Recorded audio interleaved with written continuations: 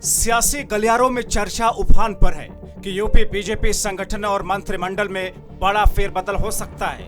ये अटकलें इसलिए भी लग रही हैं क्योंकि आरएसएस के सह कार्यवाह दत्तात्रेय होसबोले का राजधानी लखनऊ एक दिन के लिए आना माना ये जा रहा है। पीएम मोदी, गृह मंत्री अमित शाह, बीजेपी अध्यक्ष जेपी नड्डा, संगठन मंत्री सुनील बंसल समेत भारतीय जनता पार्टी के तमाम बड़े नेताओं के बीच पार्टी और सरकार की मौजूदा स्थितियों को लेकर चर्चा हुई।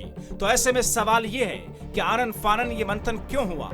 उसके लिए वजह बनी कोरोना काल में सरकार के खिलाफ नाराजगी, पंचायत चुनाव में पार्टी का ढीला प्रदर्शन और जिम्मेदार नेताओं की ओर से अपनी जिम्मेदारी नहीं निभाना। ऐसे कई समीकरण हैं जिस पर बारीकी से बात हुई। यानी अगर ऐसा हुआ है तो 2022 के मद्देनजर संगठन और सरकार में आने वाले समय में फेरबदल देखने को मिल सकता है।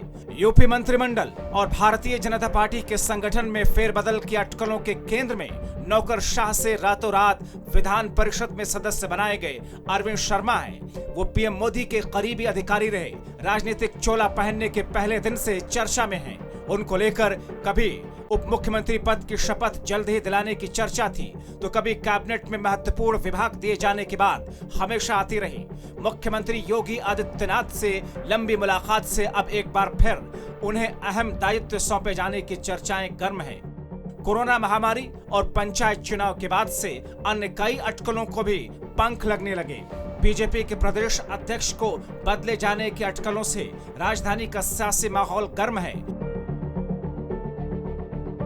अब अटकलें ये भी है कि एक बार फिर से उप मुख्यमंत्री केशव प्रसाद मौर्य को बीजेपी संगठन की कमान सौंपी जा सकती है, क्योंकि उन्हीं की कमान में 2017 में बीजेपी सत्ता में आई। वो पिछड़ी जाति से हैं। हालांकि स्वतंत्र देव सिंह भी पिछड़ी जाति से आते हैं, लेकिन पंचायत चुनाव में जिस तरीके से मंत्री से लेकर बीजेपी नेताओं ने काम किया, जिसके परिणाम स्वरूप भारतीय जनता पार्टी को मन मुताबिक नतीजे नहीं मिले, उसकी वजह से ये अटकलें और ज्यादा तेजी से लग रही हैं।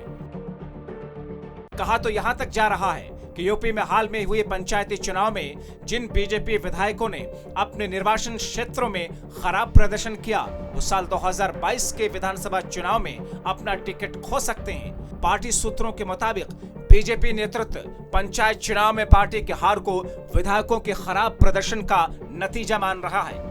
मतलब ये कि 50% से ज्यादा मौजूदा विधायकों को टिकट से वंचित रहना पड़ सकता है।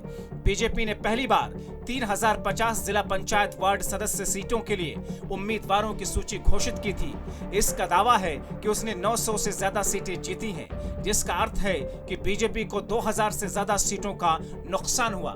पार्टी नेतृत्व को इस बात से भी नाराजगी है कि विधायकों और सांसदों ने कृषि कानूनों को लेकर किसानों के गुस्से को कम करने के लिए कुछ खास नहीं किया। बीजेपी के सर्वे सर्वाओं ने बार बार अपने सांसदों और विधायकों से किसानों तक पहुंचाने और उन्हें कृषि कानून के फायदे समझाने के लिए कहा, ताकि वे विपक्षी प्रचार के बहकावे में न आए। लेकिन ऐसा लगा कि उनमें से अधिकांश महामारी का हवाला देते हुए अपने घर से नहीं निकले।